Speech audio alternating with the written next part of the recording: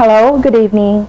I'm Rosanna Javier and welcome to the second episode of the Mindanao Journal's The Forum. Fresh from a very intriguing and stimulating interview with Attorney Sal Panalo on the impeachment and resignation of former Ombudsman Gutierrez, two of Davos veteran journalists, Mr. June Ledesma of the Mindanao Journal and Mr. Tony Ahero of The Edge, are back in form to engage one of Mindanao's most influential political figures in a forum. Tonight's guest is Attorney Jesus Dureza, PGMA's former press secretary and former presidential advisor on the peace process. Graciously leaving public service to embrace an all-new life as a private citizen, Jess Dureza has not fully settled for a quiet life. These days, he is still active, running the Mindanao Times, working for his pro-Mindanao advocacies, and on what he calls a new apostolate.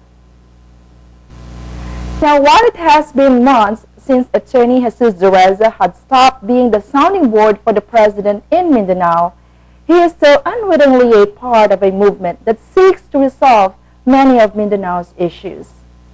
The issues he faced as GRP negotiator in the peace process continue to grip Muslim Mindanao, while other parts of Mindanao have been reaping the benefits of peace, good governance, and sound business climate engineering. On tonight's show, Dureza traces his life as a peace negotiator, his stint at Malacanang, and the struggle to make Mindanao less reliant on Imperial Manila. Now, how should the Aquino administration undertake to recognize the aspirations of the Bangsamoro people and address their claims for ancestral domain and the right to self-determination? How should Mindanaoans respond to a looming energy crisis and to current debates on coal-fired power production and the need to preserve the environment? Now, as the former architect of Mindanao Economic Development Council, what insights and lessons can he share to further advance business and economic growth in the area? Let's watch a witty, sharp, and incisive forum among Mr. Ledesma, Mr. Ahero, and Attorney Jesus Dureza. Friends, good evening. Tonight, we're quite lucky that finally we caught up with the man whose life is kaleidoscopic of sort. We're referring to none other than former press secretary,